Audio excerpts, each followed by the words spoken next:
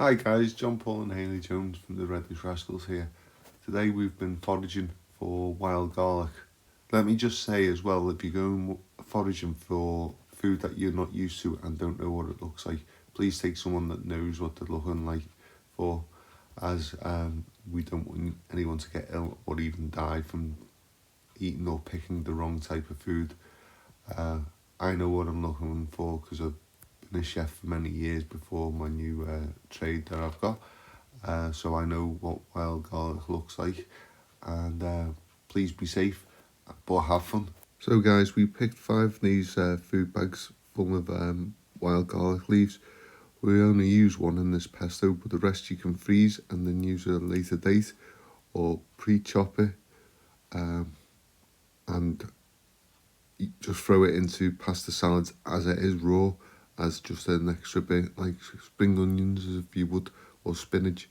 It just gives that extra depth of flavour to your pasta sauces. Hi guys, as Hayley told you before, we've been foraging today, so we've been down to Reddish Vale and we've retrieved a load of wild garlic leaves, and we're going to make a pesto to go with our pasta tonight. So for the pesto, we're going to use the garlic leaves instead of basil.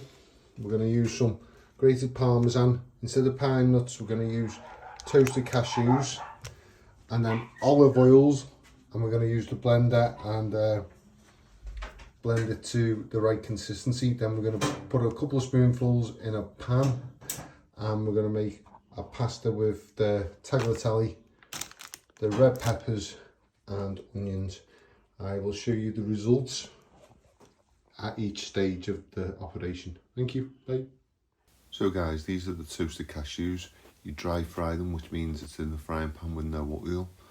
Then we soaked the wild garlic leaves in salt water to kill any pests. We chopped up some of the veg for the salad. Then we added the cashews to the mini blender and blended it till they were smooth. Then I added about 4 tablespoons of good quality virgin olive oil to the blender and pulsed it till it was smooth. And then we added the wild garlic leaves right to the top, blitzed them down, and then added it again and blitzed it down, so there was a good amount of wild garlic in this batch. Then I added 50 grams of grated Parmesan cheese to finish it off and made it nice and smooth and creamy.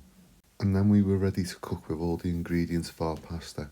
We added in some, for the eagle-eyed amongst you, some half cherry tomatoes to our ingredients as well.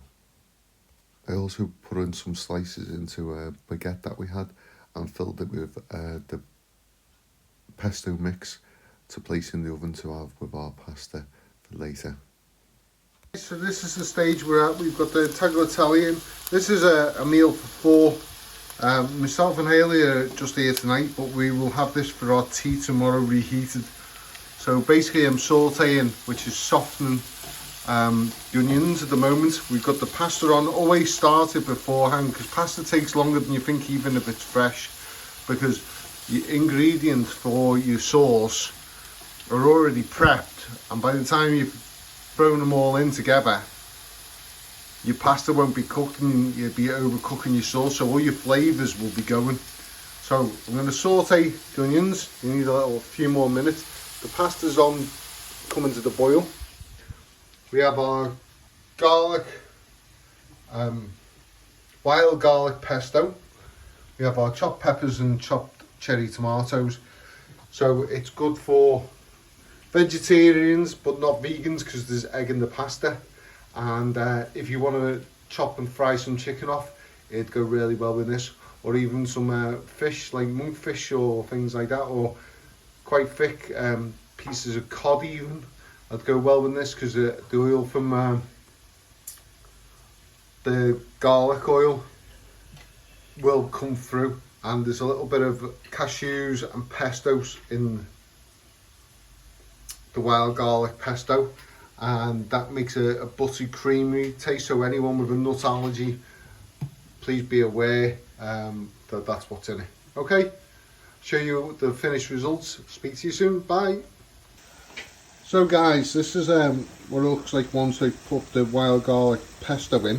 Because there's olive oil in and Parmesan cheese, it starts to come out. Well, this is what's going to coat your pasta and give it the depth of flavour that you want to. It's going to be really garlicky, but it's also going to have the creaminess from the Parmesan cheese and from the cashew nuts. So now I'm going to throw in the red peppers and tomatoes, so they've still got a bit of a crunch while the pasta's virtually done, and then I'll show you what it's like when it's finished. Okay, bye. So guys, this is what the pasta looks like when it's finished. This will do 4 people quite easily, even 6 if you're having it for lunch or something, with some nice ciabatta bread with garlic on it. And it smells divine, and it also tastes that as well.